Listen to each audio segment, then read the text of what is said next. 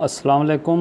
آج ہم پڑھیں گے کلاس 7 کی اردو کا پہلا سبق، اور وہ ہے نظم، جس کا عنوان ہے حمد۔ حمد ایسی نظم کو کہتے ہیں جس میں اللہ تعالیٰ کی تعریف بیان کی جائے۔ تو سب سے پہلے ہم اس کے الفاظ کے معنی دیکھیں گے۔ صحرا، ریتلا علاقہ جہاں ریت کے ٹیلے ہوں، ویرانہ بھی اس کو کہتے ہیں، سنسان بھی کہتے ہیں۔ گلشن، باغ، پردے اٹھانا، اللہ تعالیٰ کا دن سے رات کرنا۔ لبھانا، دل کو اچھا لگنا، ہراس، خوف یا ڈر۔ تو اب ہم آتے ہیں اشعار کی تشریح کی طرف۔ ہمارا پہلا شعر ہے، بلکہ پہلا بند ہے۔ یہ میدان و صحرا بنائے ہیں کس نے، یہ بل کھاتے دریا بہائے ہیں کس نے، ہمارے خدا نے، ہمارے خدا نے۔ صحرا کا معنی پہلے بھی بتا دیا میں نے، دوبارہ ہے۔ صحرا کا معنی ویرانہ یا ریگستان، بل کھاتے دریا، ٹیڑھے دریا، بل کھاتے دریا، ٹیڑھے دریا۔ اب ہم آتے ہیں بند کی تشریح کی طرف۔ نظم کے پہلے بند میں شاعر سوالیہ انداز اختیار کرتے ہوئے لوگوں کی توجہ اللہ تعالیٰ کی تخلیق کی طرف مبذول کرواتا ہے۔ شاعر کہتا ہے کہ وسیع و عریض میدان اور صحرا کس نے بنائے ہیں، دور دراز تک بہتے ہوئے بل کھاتے ہوئے دریا کس نے بہائے ہیں، ہمارے خدا نے دنیا میں موجود ہر چیز بنائی ہے، میدانوں کی وسعت ہو یا صحراؤں کی ویرانی، سمندروں کی وسعت ہو یا دریاؤں کا پانی، ہر چیز کو ہمارے خدا نے بنایا ہے۔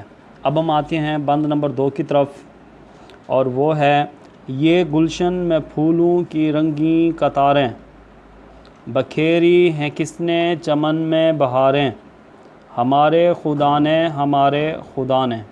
گلشن، باغ، رنگین قطاریں، رنگدار لائنیں، بکھیری پھیلائی ہیں، چمن کا معنی بھی باغ ہے۔ تو شاعر اس بند میں اللہ تعالیٰ کی حمد بیان کرتے ہوئے کہتا ہے کہ باغ میں خوبصورت اور رنگ برنگے پھولوں کی قطاریں اور چمن میں بکھری ہوئی بہاریں سب کو بنانے والا اللہ تعالیٰ ہے۔ باغ میں موجود خوبصورت پھول جو رنگوں اور خوشبوؤں سے بھرے ہوئے ہیں، چمن کی ان رنگ بدلتی بہاروں کا خالق و مالک اللہ تعالیٰ ہے۔ پھولوں کی نزاکت، بہاروں کے رنگ، صحراؤں کی وسعت، سب کا پیدا کرنے والا اللہ تعالیٰ کی ذات ہے۔ تو اب ہم آتے ہیں تیسرے بند کی طرف، اور تیسرا بند ہے یہ چاند اور سورج بنائے ہیں کس نے، سیاہی کے پردے اٹھائے ہیں کس نے، ہمارے خدا نے، ہمارے خدا نے۔ ہاں جی، بنائے ہیں کا مطلب ہے پیدا کیے۔ سیاہی، تاریکی، اندھیرا، سیاہی کے پردے اٹھانے سے یہاں مراد ہوگا اللہ تعالیٰ کا رات سے دن کا کرنا، رات کا دن میں تبدیل ہونا۔ اب ہم کرتے ہیں اس بند کی تشریح۔ اس بند میں شاعر لوگوں کی توجہ آسمانوں کی بلندی، رات کی تاریکی کی طرف کرواتا ہے۔ شاعر کہتا ہے کہ دن کے وقت سورج کی روشنی، رات کے وقت چاند کی چاندنی کس نے بنائی ہے؟ اللہ تعالیٰ نے سورج کو روشنی اور حرارت کا بہت بڑا منبع جو ہے نا بنا کر دنیا و کائنات کے لیے زندگی بنا دیا۔ چاند کی چاندنی کو سکون اور روشنی کا ذریعہ بنایا ہے۔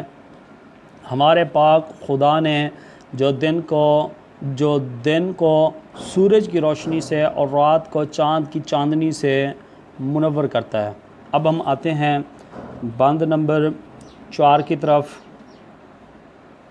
اور وہ ہے سجائے ہیں کس نے فلک پر ستارے، لبھاتے ہیں شب میں جو دل کو ہمارے، ہمارے خدا نے، ہمارے خدا نے۔ تو الفاظ میں نہیں،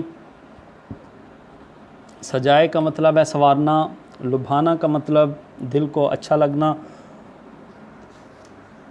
فلک آسمان، ستارے تارے۔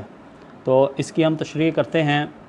شاعر اس بند میں کہتا ہے آسمان پر ستارے کس نے سجائے ہیں، رات کی تاریکی میں سیاہ آسمان کی بلندی پر چمکتے ہوئے روشن تارے اللہ تعالیٰ کی حمد کا اظہار کرتے ہیں، یہ دیکھنے والے کی نظر کو سکون فراہم کرتے ہیں، رات کی تاریکی میں روشنی کا احساس دلاتے ہیں۔ اندھیری رات میں چمکتے تارے یوں لگتا ہے جیسے ہمارے دل کو بہلا رہے ہوں، ہمارے خدا نے ہی رات کی تاریکی کو یہ خوبصورتی عطا کی ہے۔ اب ہم آتے ہیں بند نمبر 5 کی طرف،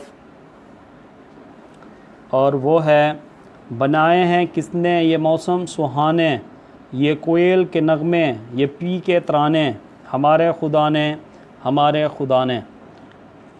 موسم وقت سما یا زمانے کو کہتے ہیں، سہانے خوبصورت، پی کے ترانے کہتے ہیں پپیہے کے گیت کو، پپیہے کے جو ہے نا گانے کو، کوئل خوش آواز پرندے کو کہتے ہیں۔ تو اس کی تشریح ہے، اللہ تعالیٰ کی بنائی ہوئی دنیا کی خوبصورتی کو بیان کرتے ہوئے شاعر کہتا ہے، رنگ بدلتے موسموں کو تخلیق کرنے والا کون ہے؟ وہ اللہ پاک ہے جو موسموں کو تبدیلی کے حسن سے نوازتا ہے۔ سردی کے بعد بہار، بہار کے بعد گرمی، گرمی کے بعد خزاں، خزاں اور پھر برسات، یہ بدلتے ہوئے رنگ اور حسن اللہ کی عظمت کا اعتراف کرتے ہیں۔ باغوں میں خوبصورت پرندے اپنے انداز سے اللہ تعالیٰ کی تعریف بیان کرتے ہیں، کوئل کے نغموں اور پپیہے کے آواز میں صرف اور صرف اللہ تعالیٰ کی حمد کے ترانے ہیں۔ تو اب ہم آتے ہیں بند نمبر 6 کی طرف، تو وہ ہے ہمیں بھوک کے وقت کس نے کھلایا، ہراس اور خطروں سے کس نے بچایا، ہمارے خدا نے، ہمارے خدا نے۔ تو ہراس خوف یا ڈر کو کہتے ہیں، خطرے کی جمع ڈر یا خوف۔ اچھا جی، تو اس کی تشریح ہم کرتے ہیں۔ شاعر بیان کرتا ہے کہ جب ہمیں کھانے کی ضرورت محسوس ہوتی ہے تو اللہ پاک ہے جو ہمیں رزق سے نوازتا ہے، وہ ساری کائنات کا خالق، مالک اور رزاق ہے۔ آسمانوں کی بلندیوں میں پرواز کرنے والے پرندے ہوں، غاروں کی تہوں میں رینگنے والے کیڑے ہوں، یا سمندروں کی گہرائی میں پلنے والے جاندار، پاک پروردگار سب کا رازق ہے، وہ سب کو رزق عطا کرتا ہے، سب کی بھوک وہی مٹاتا ہے۔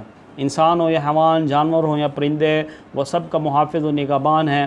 اللہ پاک نے سب کو زندگی عطا کی ہے اور وہی سب کی حفاظت کرنے والا ہے اور رزق دینے والا ہے۔ تو آتے ہیں ہم آخری بند کی طرف، بند نمبر 7۔ ہمیں سیدھے رستے پہ کس نے چلایا، برائی کے رستوں سے کس نے بچایا، ہمارے خدا نے، ہمارے خدا نے۔ تو اس میں ہے جی راستہ، برائی، غلط کام۔